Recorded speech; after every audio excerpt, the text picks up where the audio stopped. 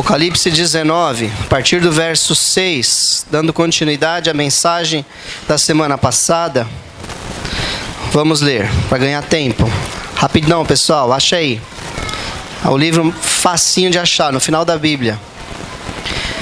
19:6. Então ouvi algo semelhante ao som de uma grande multidão, como o estrondo de muitas águas e fortes trovões que bradavam: Aleluia! Pois reina o Senhor, o nosso Deus, o Todo-Poderoso. Regozijemo-nos, vamos alegrar-nos e dar-lhe glória, pois chegou a hora do casamento do Cordeiro, e a sua noiva já se aprontou. Para vestir-se foi-lhe dado linho fino, brilhante, são isso, são aquilo. O próprio Jesus usa diversas figuras de casamento nas suas parábolas, nas suas ministrações. Quando ele fala, não se turbe o vosso coração, na casa de meu pai há muitas moradas, já falei, ele citou ali uma figura do casamento, eu vou citar cada uma delas rapidamente de novo. Então, bodas, casamento, é uma figura muito forte que a Bíblia traz, referente ao casamento do Cordeiro de Deus, do Filho de Deus, com a noiva de Cristo, que é a igreja do Senhor. Então você tem a Bíblia recheada disso. Dessa simbologia de casamento. O próprio apóstolo Paulo, ele fala sobre marido e mulher, e ali ele fala, mas estou falando referente a Cristo e a igreja, como Cristo o marido, a igreja a esposa, como o noivo e a noiva, referente à questão da submissão, de respeito à autoridade do Senhor. Então, essa é uma figura muito forte que tem na palavra do Senhor, e nós não podemos desconsiderá-la. Estudando essa figura, li um pouco do Talmud, procurei em sites judaicos, e a base fundamental, a própria Bíblia Sagrada, e também vi pregadores também conceituados, Tenho bastante critério quando escuto mensagens na internet. Então eu coloco um filtro desse tamanho, gigante, Não que eu seja melhor do que ninguém, mas a gente sabe que é um mundo totalmente aberto. Então você tem de todo tipo. Você não sabe a origem, você não sabe o que a pessoa, de onde ela vem, o que ela acredita. Então é muito importante você ouvir com o espírito de oração. Então ouvi mensagem também que me edificou, e eu estou compartilhando aqui com a igreja. Mas isso está no Talmud, isso está aqui na palavra de Deus. É muito claro essa figura do casamento. E nós vemos aqui em Apocalipse que ele fala que chegou as bodas do Cordeiro, e a sua noiva já se aprontou. O casamento do Cordeiro está descrito na Bíblia com todos os seus detalhes. E agora a gente olhando para a cultura judaica, nós encontramos na cultura judaica vários símbolos que Jesus cita nas suas parábolas. Quando ele fala um rei foi, depois voltou, Ele fala, o reino dos céus é semelhante a 10 virgens prudentes, 5 prudentes, 5 imprudentes, falando ali das que estavam esperando o noivo para casamento. Então são muitas as figuras de um casamento, mas isso tudo a gente vai espiritualizar e vai entender o que isso significa para nós, igreja do Senhor aqui na terra. Então chegou a hora do casamento do Cordeiro, e a sua noiva já se aprontou. Então, os vários pontos de um casamento, as várias figuras, ela inicia, antes de mais nada, pela escolha. O jovem judeu, ele escolhe a sua noiva. Não é a noiva que escolhe o jovem, é o jovem que escolhe a noiva. Ou casamentos até preparados, o pai do jovem entrava em acordo com o pai da noiva, e eles faziam uma aliança, e eles diziam, meu filho vai casar com a tua filha. Então havia a escolha, Então quando o jovem se aproximava quando ele, às vezes ele também tinha essa questão, ele gostava da noiva, ele falava com o pai dele, Pai, olha, eu gostei daquela jovem, eu quero casar com ela. O pai dele preparava tudo, eles iam lá para conversar com o pai da noiva, Então havia a escolha. E qual é a figura que nós temos aqui? Nós temos duas figuras aqui, uma de mestre e discípulo, e a outra de noivo e noiva. Jesus fala em João 15,16, não foram vocês que escolheram a mim, mas eu escolhi a vocês. Então não fomos, quando a gente aceita Jesus, na verdade, a gente aceita uma escolha que ele fez por nós. Na verdade, Jesus se manifestou a você, você foi um bem-aventurado porque você recebeu o evangelho, as boas novas, ele se apresenta a você e você então o aceita. Mas quem foi que te escolheu? Não foi você que o escolheu, foi ele quem te escolheu. E é dessa maneira. Então o jovem ia lá e escolhia. E também mestre e discípulo, né? Jesus, ele muda aqui esse princípio. Porque o discípulo, ele escolhia um mestre. Então ele via lá, esse mestre aqui, eu gosto do que ele fala, ele é um mestre bom e eu posso pagar. Tinha o pagamento, os mestres, eles viviam de ensinar.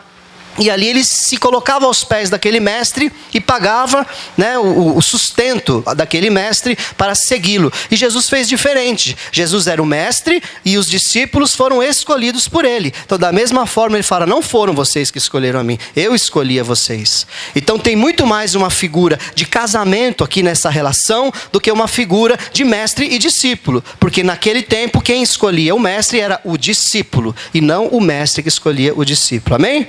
Você percebe aqui a importância que você tem? Você percebe que já começou? Você já pode dar um glória a Deus aí? Que o Senhor te escolheu.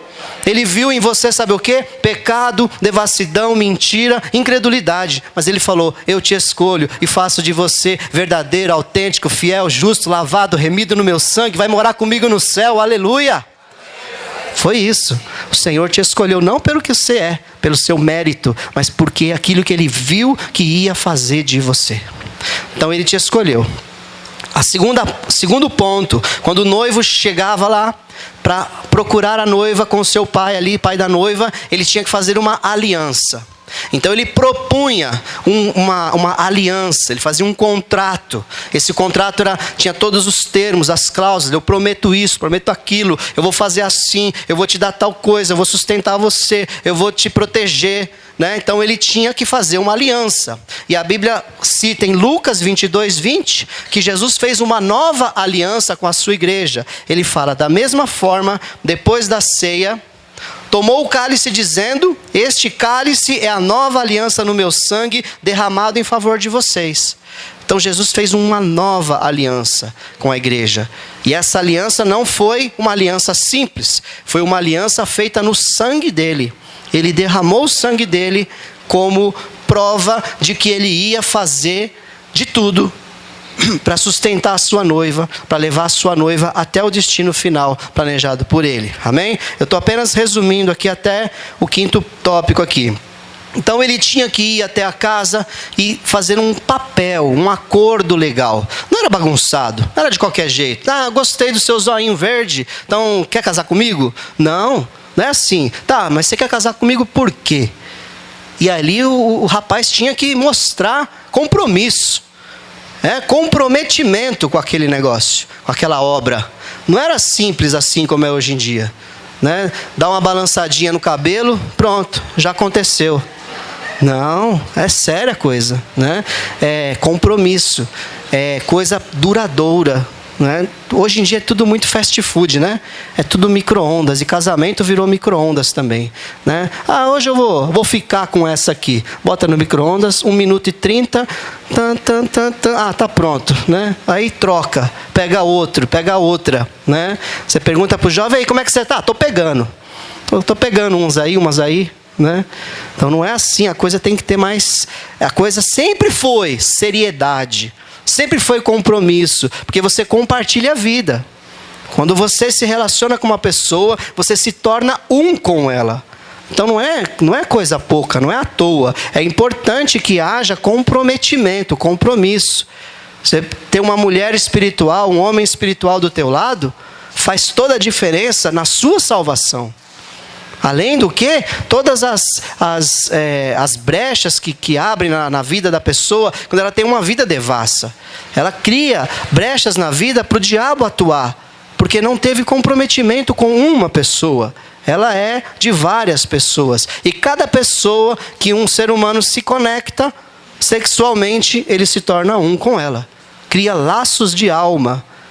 A Bíblia fala que aquele que peca em adultério, adultera contra o próprio corpo.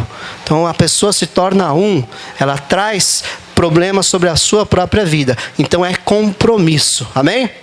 Então se há alguém aqui me ouvindo que tem esse problema de sexo fora do casamento, teve sexo fora do casamento antes de se casar, arrependa-se, pois isso é um pecado e o Senhor te libertará.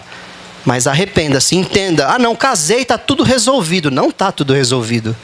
Se um ladrão for lá roubar o banco, né, e passou vários anos, e ele roubou o banco e não confessou aquele pecado e tudo, está tudo resolvido?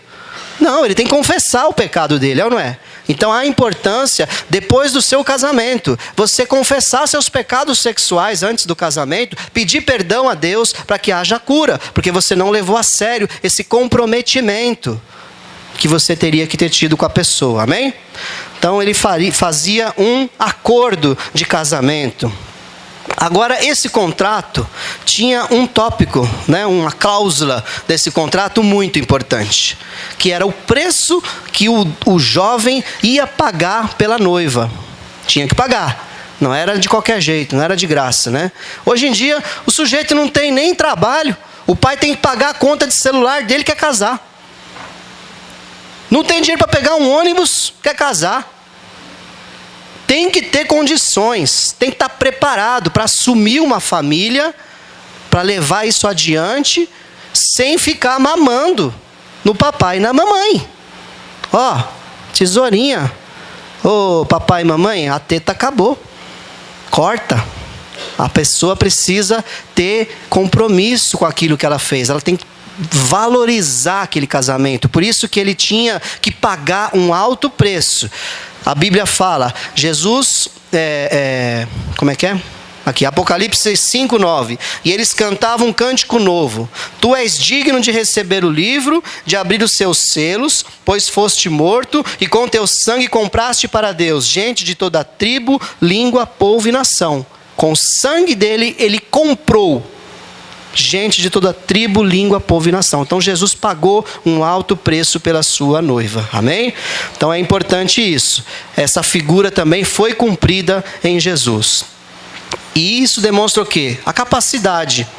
Né? Você não precisa ter medo. Jesus tem capacidade de te sustentar. Ele tem poder de te levar até aquele grande dia. Ele não vai deixar faltar nada. Nunca vi um justo desamparado, nem a sua descendência mendigar o pão.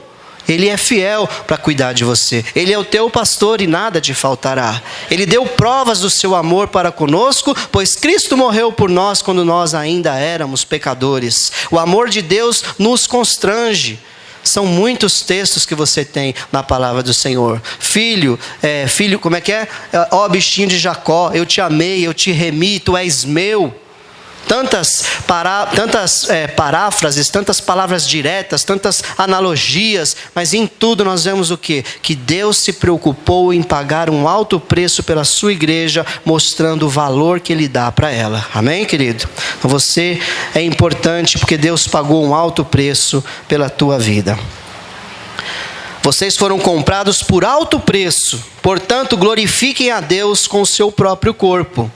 Aqui há todo contrato tem dois lados, né? O lado do jovem que pagou e o lado da moça que tinha que também estar casta, tinha que estar ali pura, não se misturar, né, com outros homens, né, ter uma vida idônea. Então ele fala aqui, ó, foi pago um alto preço por você, igreja. O que você tem feito com o seu corpo? Como você está esperando a volta do noivo para te buscar? Então, ele coloca a segunda parte do contrato também. Como eu disse, né, a noiva era escolhida, mas ela tinha o direito de rejeitar ou de aceitar. Então aqui há uma coisa importante sobre até predestinação, né, que há uma grande confusão nisso. Na verdade, Jesus, quando morre na cruz, ele predestinou toda a humanidade à salvação. Todos estão incluídos na morte de Jesus. Todos, sem exceção. Não importa a origem, o que foi que a pessoa fez, todos estão predestinados à salvação. Mas a pessoa precisa aceitar. Ela precisa receber esse sacrifício, receber esse estilo de vida, receber este contrato de aliança, essa aliança que foi feita no sangue dele, e viver aguardando a volta dele. Essa é a grande diferença. Então, não tem esse negócio de a pessoa nascer com um X nas costas para condenação e a outra com um certo para salvação. Não tem. Isso é uma doutrina maligna, porque isso coloca toda a culpa em Deus. Então eu tenho que tirar da Bíblia a condenação. Porque se eu nasci já predestinado ao inferno, Deus está sendo injusto comigo ao me condenar. Porque eu não tive escolha. Amém? Eu não tive opção. Por que eu vou ser lançado no inferno, no lago de fogo, se Deus não me deu chance? Já nasci predestinado com um X nas costas. Então não é assim. Na verdade, Deus já sabe todo mundo que vai ser salvo. Aí sim. Aí eu até vou concordar aqui com os calvinistas, né? Deus não tem dúvida. No dia do juízo, quem é que vai estar lá? Sabe por quê? Deus não tem passado, presente, nem futuro. Deus, ele vive acima disso tudo. Para Deus esse culto já aconteceu, o arrebatamento já aconteceu, o juízo final já aconteceu. Para Deus tudo já aconteceu. Deus, ele vê fora do tempo. Ele que criou o tempo, ele criou a eternidade. Ele está acima de tudo isso. Amém, querido? Então, por que eu estou falando isso? Por causa da aceitação. Então, a pessoa precisa aceitar. Então, a noiva tinha o direito de rejeitar. Né? E se o pai fosse temente, né, ao Senhor, respeitasse a sua família, a sua cultura, ele aceitaria a rejeição, né? Tinha uns que obrigavam, tinha os casamentos obrigados, né? Então não é porque tem erro nas pessoas que aquilo que se faz está errado. Então o erro muitas vezes estava nas pessoas e não na prática, no ritual ali. Enfim, como que ela aceitava isso? Ela tomava um cálice. Ele chegava, era meio simbólico, né? Ele chegava assim com um cálice de vinho, fazia a proposta, fazia o contrato, e ele dava um cálice de vinho para ela. Aí ela olhava para ele, se ela pegasse o cálice e tomasse, ela estava respondendo que, ok, eu aceito o seu pedido de casamento, vamos casar. Né? E se ela não aceitasse, não quero. Aí ela tinha rejeitado, né? Nós vemos essa figura na ceia do Senhor, né? Este cálice é o novo testamento no meu sangue, bebei dele todos. Então eles beberam ali e aceitaram essa aliança com Cristo.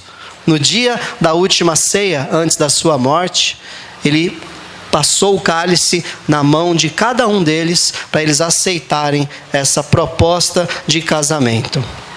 O quinto, que eu falei na semana passada, ele tinha que deixar para a noiva, além do contrato, ele tinha que deixar um presente. Além de pagar para o pai da noiva, eu falei também semana passada, e é importante repetir apenas isso, que há uma doutrina muito enganosa que diz que que Jesus pagou um preço para o diabo, para resgatar as vidas da mão do diabo. A Bíblia não mostra isso. A Bíblia mostra que Jesus pagou um preço ao Pai.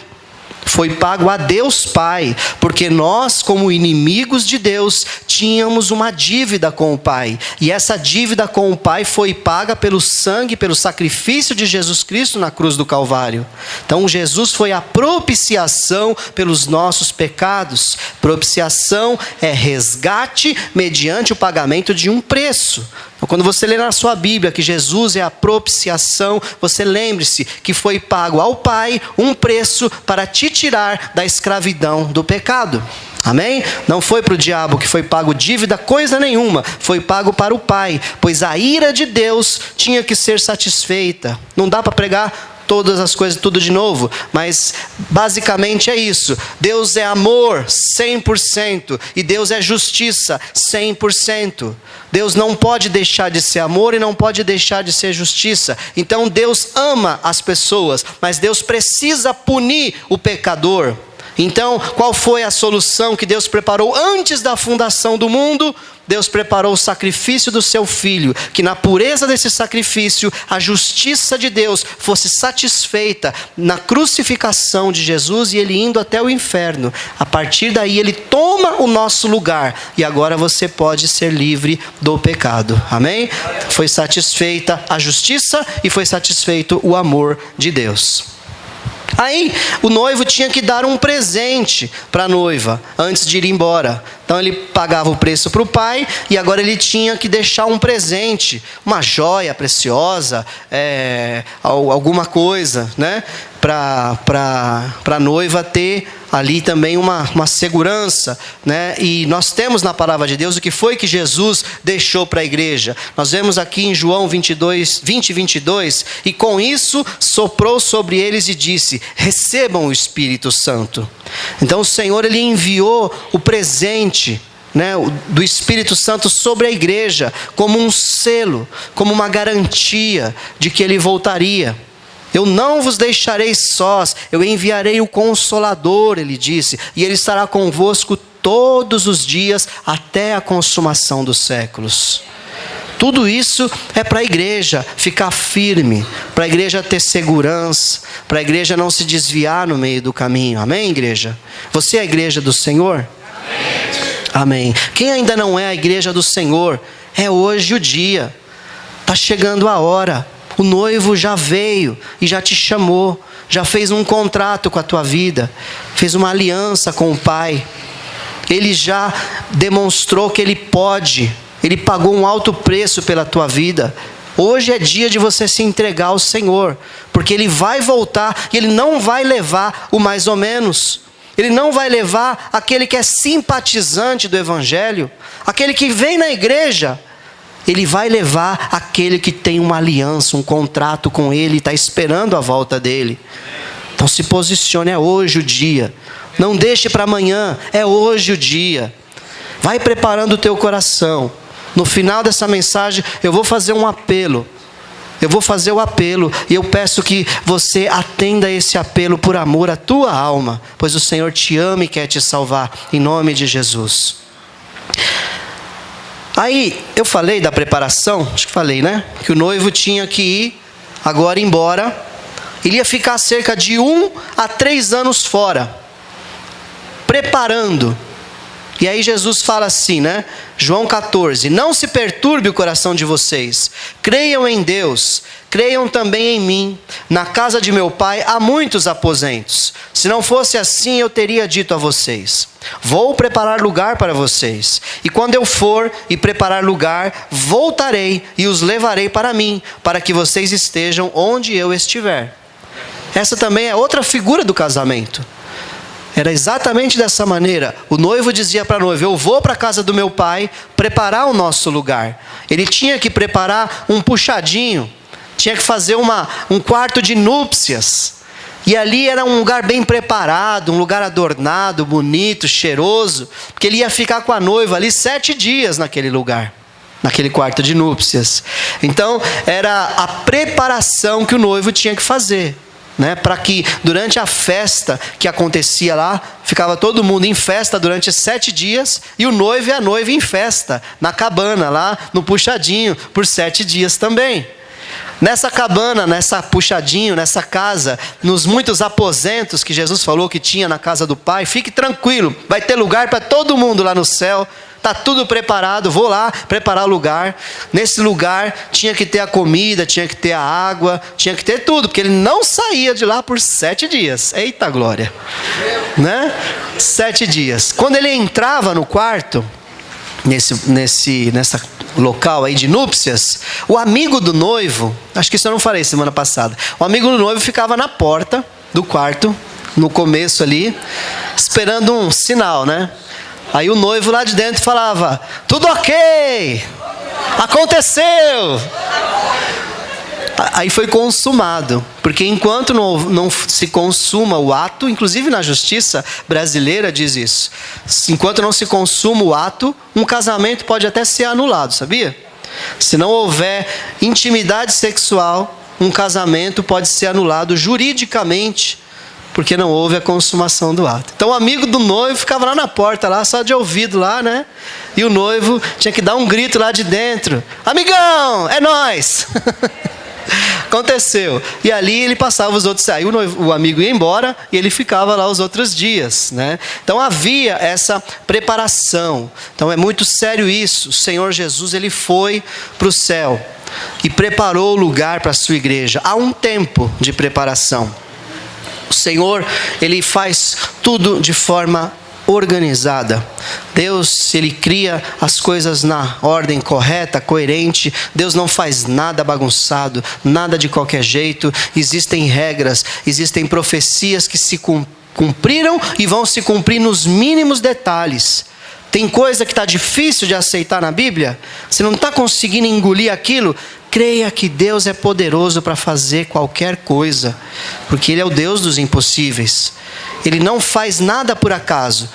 Tudo o que Ele fez tem um propósito. Amém? Está passando um momento difícil agora? Quem está passando um momento difícil? Levanta a mão. Não tenha medo não. Amém. Deus tem um propósito no momento difícil. Tudo depende do que você vai fazer com esse momento difícil. A espera está difícil, a tribulação está grande. Se você murmurar, reclamar, se você desistir, você foi derrotado. Mas se você perseverar, confiar, lutar, confessar, muitas vezes há pecado, muitas vezes é uma colheita de pecado, pede para o Senhor te ajudar. Tudo isso vai fazer a diferença de como é a sua espera. A sua espera pode ser muito dolorosa, ou a sua espera pode ser cheia de fé e de esperança. Amém? Depende do seu posicionamento. Então, ali por cerca de 1 ano, mais ou menos, de 1 a 3 anos, em média, ele normalmente era 1 ano. O jovem estava doido para resolver, né, essa questão e casar logo. Né? Mas por cerca de 1 ano ali, ele construía um anexo na casa do pai dele, e o pai dele averiguava como é que estava o empreendimento. Quem dava a liberação era o pai dele. O pai dele ia lá, olhava, deixa eu ver se não está firme isso aqui, se não está balançando. Deixa eu ver se tem condições de ficar 7 dias aqui dentro. O próprio pai dele já tinha passado por aquilo, ele sabia o que era necessário. Então o jovem provavelmente ia fazer uma casinha de bananeira lá, né, e falar, está tudo pronto, chama a noiva. Não, tinha que ser uma casa bem construída, uma casa sólida, né, um local ainda que transitório, mas tinha que ser seguro, para que aqueles 7 dias que ele passasse ali fossem os melhores 7 dias da vida deles. E aquilo fosse sempre lembrado como esperança no futuro. Quando os maus dias vierem, né? Quando os dias ruins vinham, eles podiam lembrar-se das suas noites de núpcias, dos 7 dias em que eles se amaram ali, estava tudo preparado. Então o pai tinha esse compromisso de liberar ou não liberar o jovem para ir lá buscar a noiva. Agora vamos para a segunda parte, iniciando hoje, falando agora do lado da noiva, né? A noiva, ela espera de forma prudente. Jesus fala assim na Bíblia: certa ocasião, enquanto comia com eles, deu-lhes esta ordem: não saiam de Jerusalém, mas esperem pela promessa de meu Pai, da qual falei a vocês, pois João batizou com água, mas dentro de poucos dias vocês serão batizados com o Espírito Santo. Então existe aqui uma ordem de Jesus: espere em Jerusalém, até vocês serem revestidos de poder. A Bíblia ela é cheia dessas ordenanças de espere o tempo, agora é a hora, né? Vários irmãos já compartilharam quando Deus fala com eles. Deus fala: eu quero agora, que você ore agora por essa pessoa. Eu quero que você se levante tal hora da madrugada. Eu quero que você espere, porque ainda não chegou a hora de eu fazer tal coisa. Então a espera, ela é algo muito importante para o cristão. O cristão ansioso, o cristão que o cristão que não aguarda as coisas acontecerem. E a Bíblia fala que o homem de Deus, o homem espiritual, ele discerne o tempo e o modo. Então existe o tempo determinado para todas as coisas e a maneira de fazer todas as coisas. Então nós precisamos buscar no Senhor como é essa espera. O Senhor falou: fiquem em Jerusalém até que do alto vocês sejam revestidos de poder. Então a noiva ela tem que esperar a volta do Senhor ou em obediência. Jesus falou isso, então obedeça, fique ali naquele lugar. Aí quando veio o Espírito Santo sobre eles, pronto, agora vocês já estão prontos, já estão preparados. O Espírito Santo veio cerca de 10 dias depois dessa ordenança, eles foram cheios do Espírito Santo. Só que aí também tem o outro lado, né? Eles pegaram essa parte, esperaram, foram cheios do Espírito Santo e ficaram só lá. Mas era para ir para outros lugares da terra e eles ficaram lá. Aí Deus precisou mandar uma perseguição. E ali eles foram perseguidos e eles se espalharam por toda a Judéia, Samaria e até os confins da terra.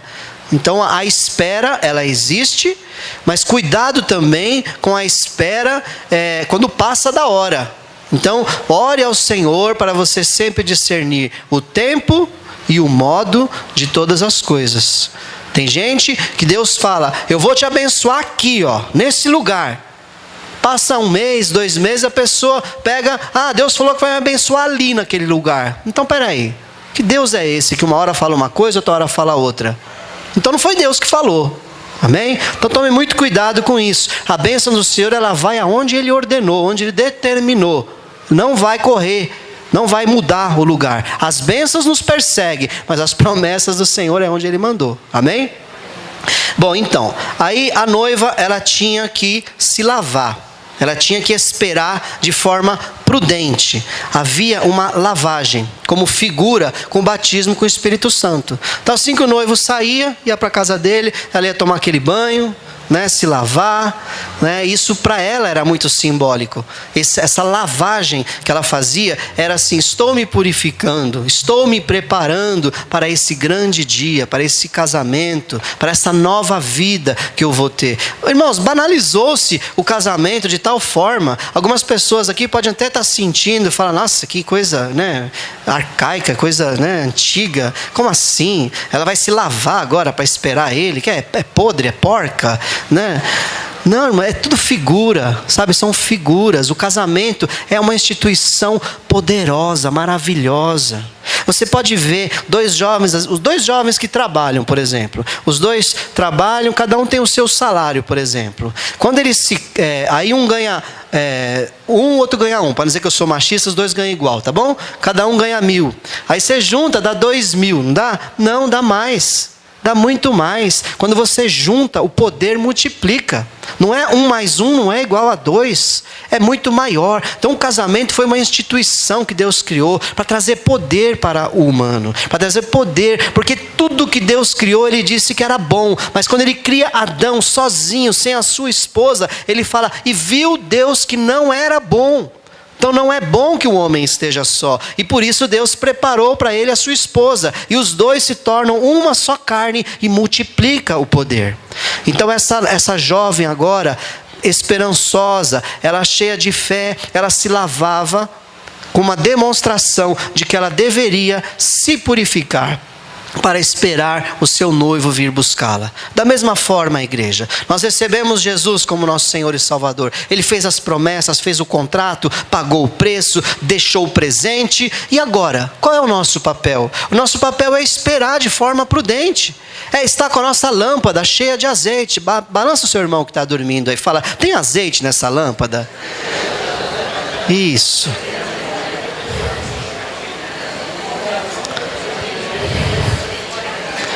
Fala assim, o que você está fazendo? Fala assim, o que você está fazendo? Com o que o Senhor te deu.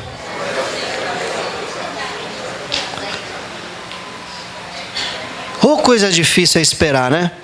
E parece que quanto mais a modernidade avança, menos a gente quer esperar, não é? A gente quer tudo muito rápido. Não, mas Deus falou que Deus disse que ia me dar, Deus falou que ia fazer. Irmão, e quanto tempo passou? Nossa, já passaram-se 3 dias. Até agora nada. Não é, sabe? Deus tem uma preparação. Se fosse tudo de uma vez, Deus então não precisava nem criar o mundo. Já criava o mundo condenado, Cristo crucificado, Satanás condenado, a igreja remida, tudo pronto. Não, Deus faz tudo no seu tempo e da maneira correta. Nosso papel é esperar, amém? Tem a parábola dos talentos, que aqueles 3 lá, 2 foram prudentes, multiplicaram aquilo que foi dado para eles e esperaram a volta do seu Senhor. E os 3 sabiam que ele era rigoroso, que ele colhia onde não plantava e exigia. 2 entenderam isso e foram prudentes. O terceiro, com medo, escondeu o talento, foi infiel e foi condenado. Então não soube esperar de forma prudente. Então precisa haver na Virgem do Senhor, na sua igreja, a fidelidade. Repita comigo: eu preciso ser fiel. Amém? Primeira coisa, a igreja do Senhor, em Efésios capítulo 5, um capítulo que as irmãs amam, de paixão. Não é? A igreja tem que ser submissa. Amém? Como a esposa ao seu marido, a figura de Cristo e a igreja precisa ser submissa. Submeta-se. Submeter, debaixo da mesma missão, caminhando na mesma direção, apoiando, ajudando, sabe? Não é aquela pedra de tropeço. A mulher ranzinza, a mulher que tem sempre na sua boca preparada a palavra de condenação. Eu não te disse, você é isso, você é aquilo, você não sei o quê, por isso que eu faço. Tá vendo? Se eu deixar para você fazer, dá tudo errado. Então eu vou lá e faço. Dá tudo errado. E sem submissão. Confia no Senhor. Seja submissa. Amém? A igreja precisa ser submissa ao Senhor. Não é diferente, Paulo fala lá, essa é uma figura que eu trago de Cristo e a igreja. Quanto crente sai correndo na frente, sai fazendo, Jesus não faz mesmo. Aí vai fazer que nem os pervertidos, endemoniados lá, que fala assim, eu orei em nome de Jesus e não saiu. Eu tive que impor minha autoridade ali, porque só em nome de Jesus não saiu o demônio. Isso é verdade, isso não é ilustração. Já pensou? Que arrogância. A pessoa achar que é mais... O nome daquele... Sei lá o que pode chamar aquele negócio. É maior do que o nome de Jesus? Por favor, Quanta arrogância. Então nós precisamos entender o seguinte. Quando a gente toma a frente das coisas de Deus, você está sendo arrogante. Você está dizendo que Deus não é capaz. Que você faz melhor do que Ele. A Bíblia não manda a mulher ser submissa? Então seja submissa, porque Deus vai fazer a parte dele. Amém? E não espere para daqui 3 dias. Pastor, já fui submissa 4 dias essa semana. Não aguento mais. Não dá. Sábado eu vou virar esse jogo. Não é assim que funciona. Amém?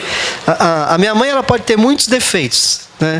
Ela até é muito brava. Nunca vi uma baixinha, 1,5 metro de altura. Rapaz, quanta braveza naquilo ali. Mas ela respeita o marido dela. Ela respeita. Tem hora que ela dá umas vaciladas, fala umas coisas que não deve, Mas ela está lá, quase 80 anos de idade lá. Ela respeita o marido dela. E o marido dela não era crente, Ela se converteu logo no começo do casamento. E foram anos orando.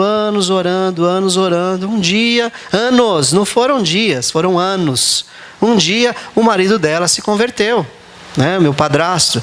Então espere no Senhor, faça a sua parte, que o Senhor vai fazer a dele. Submissa, obediente, separada do mundo, santa. A palavra de Deus diz, mas assim como é santo aquele que os chamou, sejam santos vocês também em tudo o que fizerem, pois está escrito, sejam santos porque eu sou santo. Haverá uma unidade aqui, Jesus e a igreja serão um. Ele não vai se juntar como um se houver impureza. Ele vai se juntar com uma igreja santa, a igreja santificada pelo sangue dele. Por isso que você tem que estar na igreja. A igreja santificada é a igreja que vai casar com Jesus. Nós precisamos buscar isso com toda a nossa força, a santidade ao Senhor. Isso virou, parece que, mensagem do passado. O puritanismo, você rejeitar as mínimas coisas, as pequenas corrupções. Não importa. Se você colocar um pedacinho desse tamanho de cocô de cachorro num bolo de 50 quilos e você falar para as pessoas que na massa tem um pedacinho de cocô de cachorro desse tamanho, quem vai comer esse bolo? Diga amém. Deus não vai comer também esse bolo. Deus não vai se juntar com a igreja que tem pecado. Você e eu precisamos entender que a santidade é um padrão estabelecido por Deus para nós buscarmos diariamente. Diariamente, diga diariamente. Diariamente. Isso não é assim. Por que eu falei para você falar diariamente? Porque não é assim, virou a chavinha da santidade. Puf, agora eu sou santo. Não, isso é um padrão diário. Todos os dias sejam santos. Todos os dias se arrependa. Todos os dias busque mais ao Senhor. Todos os dias seja cheio do Espírito Santo. Todos os dias lute contra o pecado. Pastor, ontem eu caí na tentação. Arrependa-se, peça perdão, levante-se, está santificado de novo. Todos os dias, amém? Essa é a igreja que Jesus vai vir resgatar. Hebreus fala assim, esforcem-se para viver em paz com todos e para serem santos. Sem santidade, ninguém verá o Senhor. Então, quando o noivo voltar, que eu já vou falar, ele vai voltar para uma igreja que está aguardando. Ele já está sabendo, porque a fama corre, né? Já pensou lá no vilarejo? A noiva estava aguardando ele, dando uns tico-tico no fubá aqui, uns tico-tico no fubá ali, né? Indo para o forró, para a baladinha, né? Dando uns beijos num, uns beijos no outro, né? Ele está lá, preparando a casa lá, e a noiva aqui está curtindo a vida, né? Está demorando, né? Preciso aproveitar que eu sou jovem, preciso curtir a vida. E ali e o noivo lá preparando, ele não vai casar com essa noiva. Ele quer, porque sem santidade ninguém verá o Senhor. Ele nem vai mais lá naquela aldeia. Ele manda a mensagem dizendo, está cancelado o contrato, você quebrou as cláusulas. Eu não vou buscar essa noiva, pai, vou procurar outra. Amém? Então, sem santidade ninguém verá o Senhor. Você pode dizer isso? Sem santidade ninguém verá o Senhor. Ninguém. A noiva, ela não ama o mundo. Não amem o mundo, nem o que nele há. Se alguém ama o mundo, o amor do Pai não está nele. Pois tudo o que há no mundo, a cobiça da carne, a cobiça dos olhos e a ostentação dos bens, não provém do Pai, mas do mundo. O mundo e a sua cobiça passam, mas aquele que faz a vontade de Deus permanece para sempre. Há uma mudança agora. Quando você recebe a proposta de casamento, você agora tem uma nova expectativa de vida. Você já não está mais ali na casa do seu pai, da sua mãe, ali fazendo as coisas daquela família. Aquela família agora, ela não tem, entre aspas, entenda o que eu vou explicar. Ela não tem a mesma importância da nova família que você vai constituir. Essa figura aqui do que a pessoa fazia antes, das coisas que tinha no passado, elas não podem ter o mesmo peso da nova vida que você vai ter. Então, quando a gente vem para Cristo, as coisas que a gente fazia, que a gente praticava, que a gente valorizava, elas perdem o valor. Você não ama mais aquelas coisas. Você tem agora uma nova esperança. Você tem uma nova motivação de vida, se preparar para o seu casamento. O casamento onde a sua vida será vibrante, onde a sua vida será maravilhosa, onde você vai ter, a Bíblia fala que a igreja vai receber autoridade para governar, com cetro de ferro nós vamos governar as nações. O Senhor está te dando esperança de que Ele vai transformar esse corpo velho, doente, num corpo transformado, que não sente dor, não tem tristeza, não sente fome, não sente sede. É uma nova expectativa. O que acontece é que muitas pessoas, às vezes até perguntam, mas você não se diverte? Você não vai mais para festa, para balada? Né? Não toma uns negocinhos? Não se diverte mais? Porque para as pessoas, o mundo é a diversão. As coisas que o mundo oferece, aqui fala, né? A cobiça dos olhos, a ostentação dos bens. Isso não provém do Pai, isso provém do mundo. Isso é o que dá prazer para o mundo. Mas para um cristão, aquele que aceitou o chamado de Jesus, O que dá prazer nele é andar na presença de Deus, é ver as coisas espirituais, é ser cheio do Espírito Santo, é ter dons maravilhosos do Senhor, é esperar a volta do Senhor ansiosamente, não ver a hora dele voltar, para que tudo isso aqui fique para trás, e você não vai sentir saudade de nada disso aqui que fica para trás. Você não quer nada disso. O Senhor vai te abençoar enquanto estiver nessa terra. A Bíblia fala que você comerá o melhor dessa terra, amém? Porque o Senhor é um Deus abençoador. Mas tendo ou não tendo, não é isso que vai te fazer feliz. Não é conquistando. Tem pessoas que medem se está tudo bem, quanto de conquista ele teve, né? E às vezes até julga o outro. Fala, mas e você? Você conquistou o quê? Você fica aí, você vai para a igreja, você ora, você jejua, você prega, você faz isso, faz aquilo. E o que você tem? Quais as conquistas que você tem? Você pode ficar tranquilo. Você tem um tesouro no céu. Um tesouro que a traça não consome, que a ferrugem não rói. Você tem um tesouro preparado no céu. Não ajunte tesouros na terra, porque aqui tudo vai ser destruído, mas ajunte tesouro no céu. Não ame o mundo. Está amando o mundo ainda? Tem coisa errada nesse relacionamento com Cristo.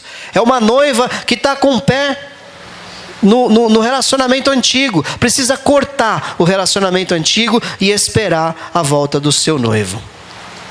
E por fim aqui, referente à noiva, a bem conhecida parábola das 10 virgens. Então ela tem que esperar prudente.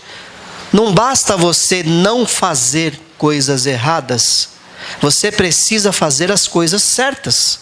Você precisa se encher do azeite. O que é se encher do azeite? Você está em contato com a palavra de Deus? Você tem buscado os dons espirituais? Você tem sido cheio do Espírito Santo de Deus na tua vida? Você está pronto, está posicionado para quando o noivo vier, você está com a sua lâmpada acesa, para você não andar em trevas, na escuridão e tropeçar e não encontrar o noivo? Não, você precisa esperar de forma prudente. Não é aquela espera passiva. Senta na cadeira de balanço e pronto, não faz mais nada. Aceitei Jesus, então agora é só esperar ele voltar. A Bíblia manda nós enchermos as nossas lâmpadas de azeite. E você faz isso através de comunhão com o Pai, em oração, em busca, em santidade. Porque Deus não habita em templo sujo. Precisa haver santidade. Precisa haver o Espírito Santo na tua vida. Talvez você ainda não entendeu isso. Você leva muitas vezes uma vida comum. Às vezes é um fardo vir para a igreja. Às vezes é um fardo fazer aquela oração diária. Ir para a célula, estudar a palavra de Deus. Você não entendeu ainda. É uma nova vida. Você ainda está comparando as coisas desse mundo com as coisas espirituais. E achando que as do mundo são melhores, mais prazerosas. Essa noiva vai ficar para trás. Como ficaram as 5 virgens imprudentes. Elas ainda chegaram na hora e falaram: ô amiga, me dá um pouquinho do seu azeite? Ela fala: não dá. Se eu te der um pouco do meu azeite, vai faltar para mim e vai faltar para você. Vai comprar. E elas foram comprar. Isso aqui, sabe o que é? É o crente da carona. Crente que quer pegar carona, quer ir para o céu na carona do outro espiritual. Nossa, mas aquele irmão é espiritual, hein? Né? E fica só na unção do irmão espiritual. E cadê o seu azeite, igreja? Cadê a sua espiritualidade? Por que a gente tem que depender tanto das outras pessoas? Existe no pentecostalismo uma dependência tão grande de pastor, de profeta. Eu não vejo isso na Bíblia, irmãos. Não tem isso. A Bíblia unge 6 diáconos. Quantos? 7 diáconos. E a gente vê que eles foram ungidos para trabalhar ali, servir as mesas, não é? E o que você vê acontecer nesses diáconos? Homens cheios do Espírito Santo. Estevão sai e já sai pregando. Você vê Filipe pregando para o eunuco. Você vê que eles não dependiam. O apóstolo Pedro falou: vocês servem as mesas, que nós vamos cuidar da oração e da palavra. Amém. Vamos servir as mesas. Eles deixaram de orar e de meditar na palavra e ser cheio do Espírito Santo? Não. Eles continuaram. Eles foram ali e levaram a palavra do Senhor. Então a igreja precisa desmamar nessa questão. Você precisa se desmamar disso. O Senhor quer ter uma experiência pessoal, é contigo. Você não vai na carona de ninguém. O Senhor quer te encher do Espírito Santo. Ele quer ter experiências maravilhosas contigo. Se posicione que tem azeite para a tua vida também. Aí o tópico 8. Mateus 24, 36. Eu queria que você abrisse.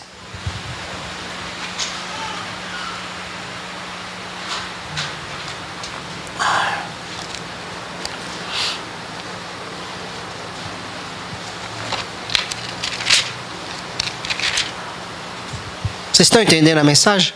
Amém. Quem é noiva do Senhor, dá um glória a Deus aí.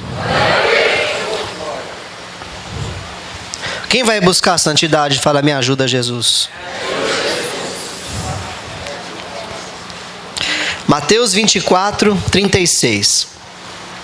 Quanto ao dia e à hora, ninguém sabe, nem os anjos dos céus, nem o Filho, senão somente o Pai. Aqui tem uma chave muito importante para nós. Dentro do casamento judaico e também dentro da limitação humana de Jesus. Primeira coisa, na cultura judaica, quando os amigos, as pessoas viam lá o jovem preparando a casa, né, o puxadinho, o quarto de núpcias, eles falavam, e aí, fulano, quando que vai ser o grande dia? Aí o jovem respondia, olha, o grande dia só o meu pai que sabe. O dia e a hora ninguém sabe, só o meu pai é quem sabe. Porque é o pai que ia dar autorização para ele ir buscar a noiva. Então, o dia e a hora só o pai dele que sabia. Amém? Então, esse era um costume também do casamento judaico. E Jesus pode estar fazendo uma comparação com isso aqui também. E a segunda coisa, parece que a gente pode pensar que Jesus, sendo Deus, não sabe até hoje o dia e a hora. Não tem como isso ser verdade. Porque enquanto ele está aqui, ele está na sua limitação humana. Jesus se fez carne e habitou entre nós. Mas ele foi limitado. Ele sentiu fome, sentiu sede. Ele viu a figueira de longe. Ele foi lá ver se tinha fruto nela. Então ele tinha limitações, ele não era onipresente nesse momento. Tudo que ele recebia era revelação do Espírito Santo. Quando ele discernia o pensamento das pessoas, era por revelação. Então quando ele fala aqui, o dia e a hora ninguém sabe, só o meu Pai que está no céu, nem o Filho, nem os anjos, ele não estava dizendo que Jesus glorificado também não sabia o dia e a hora. Então, muito provavelmente, não acredito que esteja errado, Jesus hoje sabe. Porque ele é o Filho de Deus, ele é Deus. Pai, Filho e Espírito Santo tem tudo em comum. Os três são um. Nada que eles fazem é oculto um do outro. Eles são completamente um em todo o seu acordo, em todas as coisas. Então aqui, o dia e a hora, hoje Jesus sabe. Eu creio que ele sabe. E aqui fala assim, pois, como foi nos dias de Noé, assim também será na vinda do Filho do Homem. Pois nos dias anteriores ao dilúvio, o povo vivia comendo, bebendo, casando-se e dando-se em casamento, até o dia em que Noé entrou na arca. E eles nada perceberam. Fala assim, eles nada perceberam.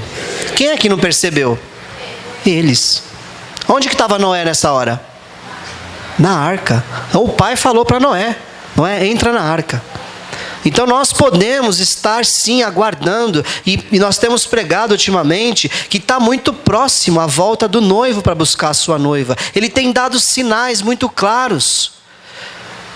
A trombeta já está para soar, para o noivo vir resgatar a sua noiva.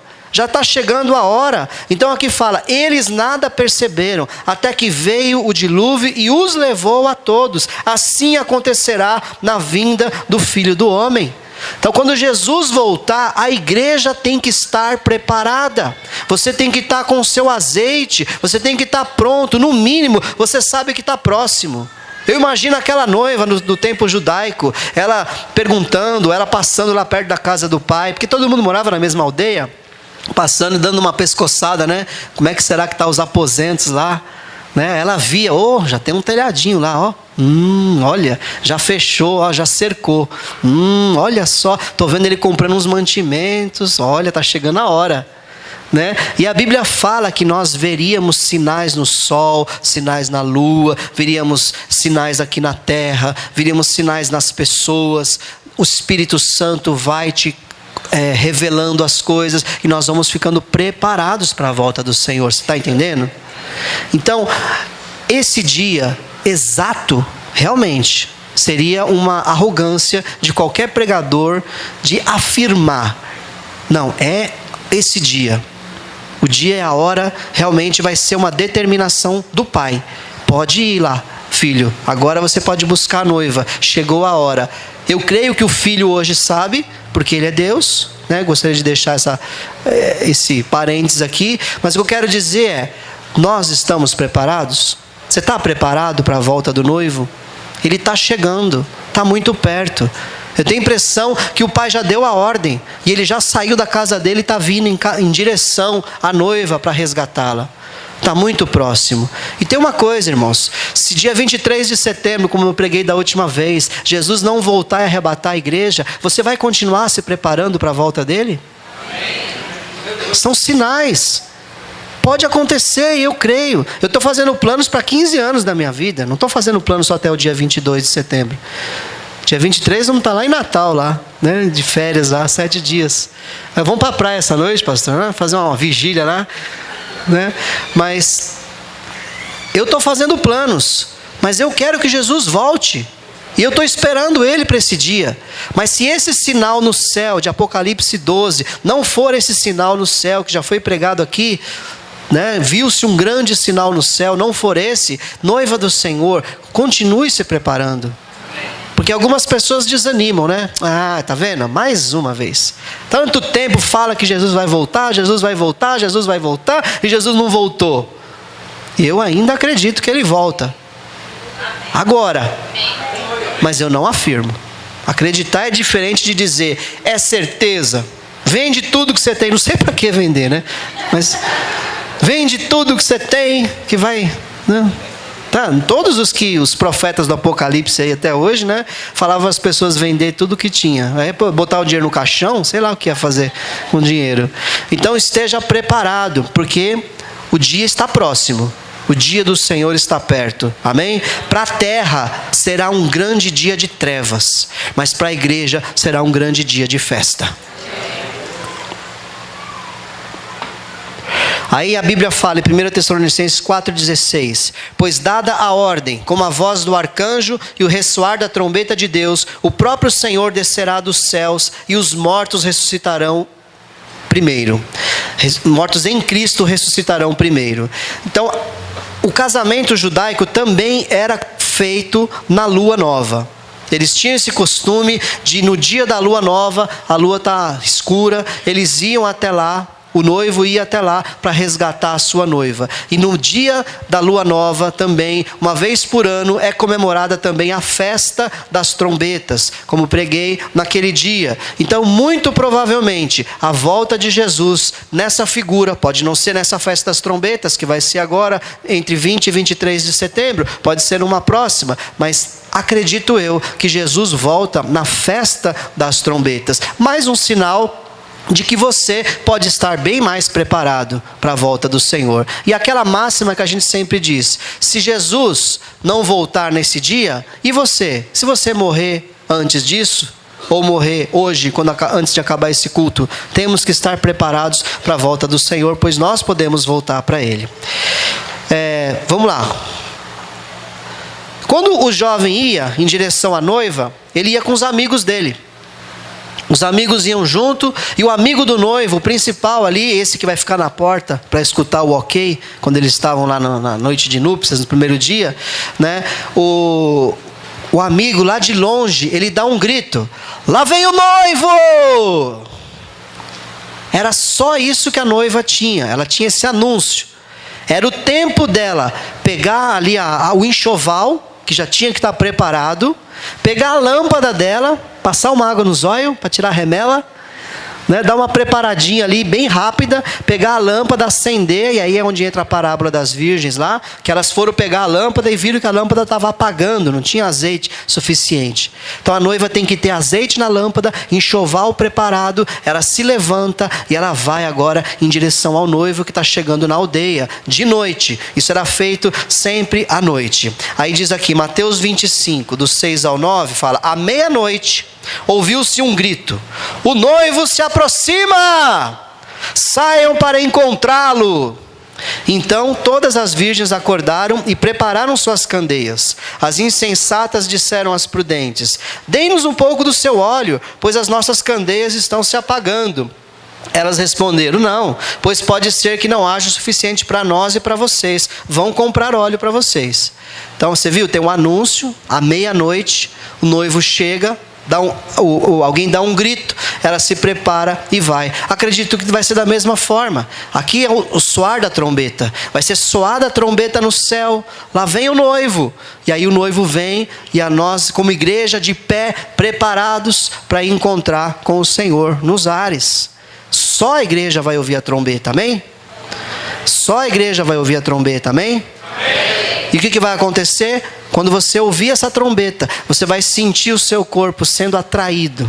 Você vai sentir o seu corpo sendo puxado. Já é o próximo tópico que eu vou falar aqui.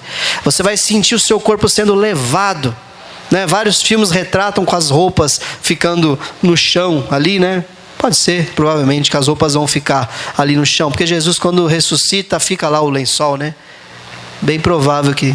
Por isso que fizeram as roupas ficando para trás. Né? Então nós vamos ser...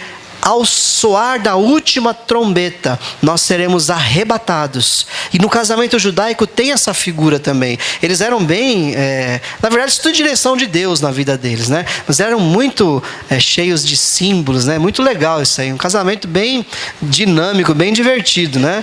O noivo, quando a noiva chegava... com a lâmpada, com o enxoval, né? O noivo tinha que pegar a noiva, levantar ela no alto e raptar ela, sair correndo com ela. Era um rapto. Então era feito. Você vê, até nisso a gente vê a figura do arrebatamento. O noivo chega, levanta a noiva, então nós seremos arrebatados. Você vai ser levantado da terra para se encontrar com o Senhor nos ares. E o Senhor vai te arrebatar para a presença dEle e você estará para sempre com o Senhor. A Bíblia diz, porque o mesmo Senhor descerá do céu com alarido e com voz de arcanjo e com a trombeta de Deus, e os que morreram em Cristo ressuscitarão primeiro, depois nós, os que ficarmos vivos, seremos arrebatados, juntamente com eles nas nuvens, a encontrar o Senhor nos ares, e assim estaremos sempre com o Senhor. Aleluia. Oh, glória a Deus. No original a palavra... harpazo, né? Rapto é o arrebatamento. Então você tem ali essa figura do casamento, Paulo descreve, né? Você vê ali que tudo Deus fez com um motivo. Toda a cultura judaica, ela tem um propósito para nos ensinar alguma coisa. Então quando você não vai se tornar um judeu, nós não vamos agora começar a fazer casamentos judaicos aqui, não é isso, mas todas as figuras, elas servem para mostrar o relacionamento de Cristo e da igreja, amém?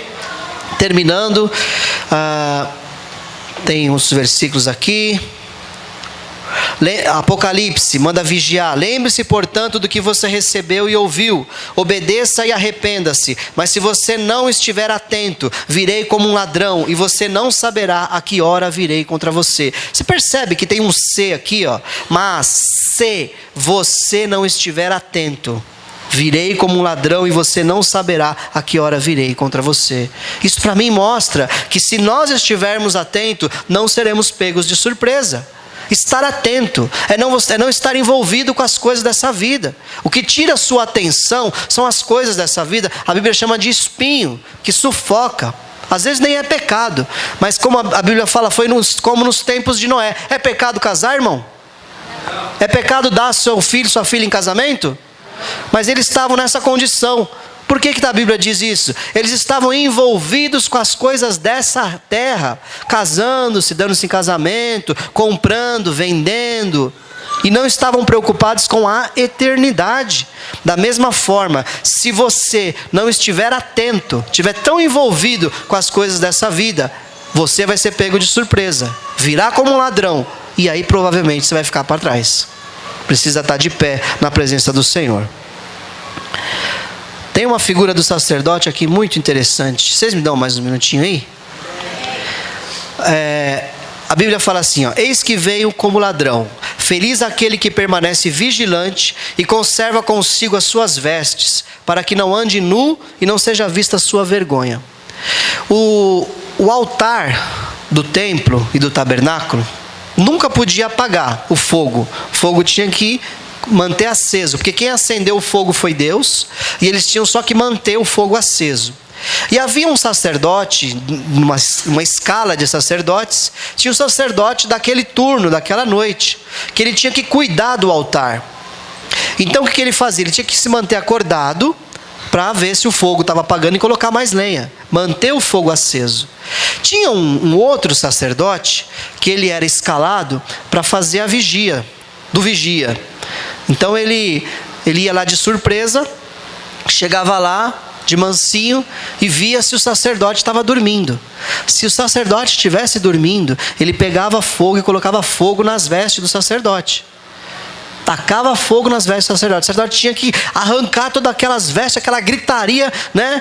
E ali todo mundo ia lá ver o que aconteceu. Estava lá o sacerdote nu, aparecendo a vergonha da nudez dele, porque ele não esteve vigilante, mantendo o fogo do altar aceso. Entendeu a mensagem? Entendeu? Mantenha o fogo aceso. Você é responsável por manter o fogo aceso. O Senhor acendeu o fogo na tua vida pelo derramar do Espírito Santo em você. Mas é você que mantém ele aceso. Quem põe lenha é você. Ah, se Deus não fizer... Não. Deus já fez. Fala assim, Deus já fez. Mantenha aceso o fogo, irmão. Bota fogo, bota lenha. A lenha são as suas ações. Bota lenha nisso. Ora mais, jejua, busca, prega a palavra, ajude as pessoas. Isso é botar lenha, isso é oferecer sacrifício, isso é manter o altar sempre aceso. Mantenha-se de pé. Eis que venho como ladrão. Feliz aquele que permanece vigilante, senão você vai ser pego nu e vai ficar para trás. Amém? Enfim, aí tem a grande festa, as núpcias, né? Essa festa acontecia, eram 7 dias de festa, mas a grande festa era no 7º dia, que era aquele que eu li em Apocalipse 16, as bodas do Cordeiro era no 7º dia de festa. Então, o casal só aparecia para todos os convidados no final do 7º dia. Então todos participavam ali, o casal ficava em núpcias, e no 7º dia eles saíam com aquela cara feliz, né? Iam lá participar do último dia de festa. Aí a Bíblia fala, ao ir embora à noite, as pessoas não perceberam. Desculpa, cadê o versículo, gente? Mateus 25:10, que fala que a porta se fechou, né? As imprudentes correram para comprar o azeite. Quando elas chegaram, bateram na porta, só que a porta já estava fechada, o noivo já estava lá dentro, na sua núpcias, e ele falou, não conheço vocês. Já fechou, passou o tempo, né? E ali ele ficava os 7 dias lá dentro. E havia então a espera para o aparecimento. Aqui eu acredito que o que a Bíblia mostra, há o arrebatamento da igreja, 7 anos de grande tribulação na terra, fogo do céu, aquela tragédia toda. Os primeiros 3 anos e meio de muita paz, segurança, tudo certo, e os últimos 3 anos e meio de muitas pragas, doenças, demônio atormentando as pessoas. Então é dividido em 2 períodos. No céu, da mesma forma, tem os 7. São os mesmos 7, só que agora os 7 dias de núpcias, onde a igreja estará com o Cordeiro no céu. 7 dias de festa também no céu, estaremos com o Senhor. No 7º dia, quando aqui na terra Israel está para ser destruído pelos exércitos do anticristo, a igreja volta com o Senhor da mesma forma que o noivo saía do quarto e ia para a festa de bodas. A noiva com o Senhor Jesus sai agora do céu e vem de novo para a terra. Vem aqui na terra e Jesus destrói todos os inimigos de Israel e agora estabelece-se aqui na terra o reino de Deus. E começa agora o milênio. São 1000 anos agora aqui na terra. Da mesma forma, o jovem a jovem saía do quarto do pai, lá da casa do pai, ia para a festa e voltava agora para a sua aldeia, de lá de onde eles vieram. Iam morar agora na casa nova que o noivo construiu para eles constituírem vida, e iam viver agora ali novamente entre as pessoas. Então acredito eu que da mesma forma a igreja volta do céu e vem para a terra. E a gente vive aqui na terra, só que agora na condição de noiva, de esposa do Cordeiro, não mais noiva, né? Casamos com o Cordeiro e com autoridade para governo. Então foi colocado na mão da igreja a autoridade para reinar no milênio. Então esses 1000 anos aqui na terra, a igreja reina junto com Jesus, conforme a simbologia do casamento judaico e conforme nós vemos em Apocalipse, em Daniel, referente aos 7 anos de grande tribulação. Amém? Você é a noiva do Cordeiro? Está esperando a volta do noivo? Ansiosamente? Tem azeite na lâmpada? Vai ser pego de surpresa? Amém? Para a gente finalizar, diz assim: ouvi uma forte voz que vinha do trono e dizia: agora o tabernáculo de Deus está com os homens, com os quais ele viverá. Eles serão seus povos, o próprio Deus estará com eles e será o seu Deus. Ele enxugará dos seus olhos toda lágrima. Não haverá mais morte, nem tristeza, nem choro, nem dor, pois a antiga ordem já passou. Aquele que estava sentado no trono disse: estou fazendo novas todas as coisas. E acrescentou: escreva isto, pois estas palavras são verdadeiras e dignas de confiança. Disse-me ainda: está feito. Eu sou o Alfa e o Ômega, o princípio e o fim. A quem tiver sede, darei de beber gratuitamente da fonte da água da vida. O vencedor herdará tudo isso, e eu serei seu Deus, e ele será meu filho. Aqui cumpre-se o reino de Deus na terra. Essa é a promessa para você, igreja do Senhor. Jesus já tem preparado um lugar. Ele já está voltando. E Ele vai estabelecer o reino dele nessa terra. E junto com Ele nós reinaremos. Não terá mais dor, não terá mais pranto, não terá mais tristeza. Após os 1000 anos, vem novos céus e nova terra. Isso a Bíblia não revela como vai ser e não nos compete saber. Não importa, o que importa é que nós estaremos para sempre com o Senhor, amém? Desfrute dessa nova vida. A Bíblia diz assim: eles virão e cantarão de alegria nos altos de Sião, ficarão radiantes de alegria pelos muitos bens dados pelo Senhor, o cereal, o vinho novo, o azeite puro, as crias das ovelhas e das vacas, serão como um jardim bem regado e não mais se entristecerão. Essa é a promessa para nós vivermos na presença do Senhor. Amém? Feche os seus olhos.